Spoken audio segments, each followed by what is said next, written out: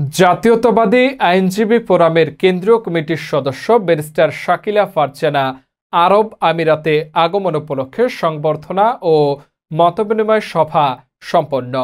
আমাদের BD star টিভির staff reporter Mohammad Abdul Mukit জানান, 20 জুন শুক্রবার রাত 9টা 1 মিনিটের সময় শারজাহ নূর আল হেলাল রেস্টুরেন্ট হল রুমে ব্যারিস্টার শাকিলা ফারজানা আরব আমিরাতে আগমন উপলক্ষে সংবর্ধনা ও আলোচনা সভা আয়োজন করা হয়। অনুষ্ঠানের শুরুতে কোরআন তেলাওয়াতের মাধ্যমে অনুষ্ঠানটি সম্পন্ন হয়। কোরআন তেলাওয়াত করেন মাওলানা মোহাম্মদ নাসির উদ্দিন। সাবেক সহসভাপতি ফরহাদাবাদ ইউনিয়ন বিএনপি নেতা আবুল মনসুর চৌধুরী দুলালের সভাপতিত্বে সাবেক সহসভাপতি হাটহাজারী উপজেলা ছাত্রদল ও সাবেক চট্টগ্রাম জেলা ছাত্রদল সহ সাধারণ সম্পাদক নুরুল আমিন পলাশ, বিএনপি নেতা মাওলানা মোহাম্মদ নাসির উদ্দিন এর যৌথ পরিচালনায় প্রধান অতিথি হিসেবে উপস্থিত ছিলেন জাতীয়তাবাদী আইনজীবী ফোরামের কেন্দ্রীয় কমিটির সদস্য ব্যারিস্টার শাকিলা ফারজানা। এ সময় প্রধান বক্তা হিসেবে উপস্থিত ছিলেন দুবাই বাংলাদেশ অ্যাসোসিয়েশন সিনিয়র সহসভাপতি, আবির বিজনেস অ্যাসোসিয়েশন সাধারণ সম্পাদক আলহাজ মোহাম্মদ ইয়াকুব সৈনিক।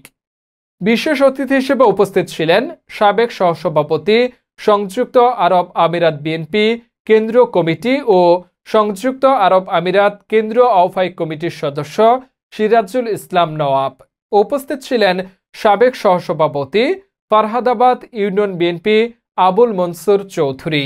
উপস্থিত ছিলেন সাবেক সহসভাপতি হাটহাজারী উপজেলা ছাত্রদল ও সাবেক চট্টগ্রাম জেলা ছাত্রদল সহ সাধারণ সম্পাদক নুরুল আমিন পলাশ, বিএনপি নেতা মাওলানা মোহাম্মদ নাসির উদ্দিন, বিএনপি নেতা জবরুল আলম চৌধুরী সহ আরো অনেকে।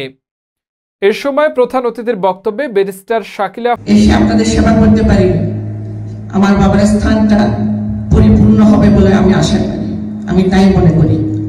আমার বাবার অনেক স্বপ্ন রয়েছে এই হাটহাজারীকে নিয়ে।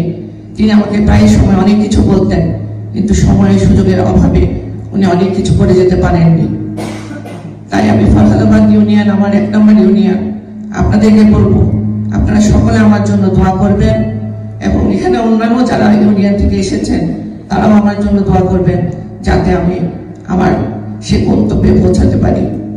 সকলে ভালো থাকবেন, আমার জন্য দোয়া করবেন, আমার পরিবারের জন্য দোয়া করবেন। আপনারা যারা এই আয়োজন করেছেন তাদের সকলকে আমি আমার আন্তরিক ধন্যবাদ ও কৃতজ্ঞতা জানাচ্ছি। আসসালামু আলাইকুম। বাংলাদেশ জিন্দাবাদ। ফারজানা বলেন, এই মুহূর্তে দেশের স্থিতিশীল ফিরিয়ে আনতে বিএনপির কোনো বিকল্প নেই। সামনে নির্বাচন আমাদের জন্য খুব গুরুত্বপূর্ণ। নির্বাচনকে মাথায় রেখে সামাজিকভাবে তার পক্ষে কাজ করার আহ্বান জানান।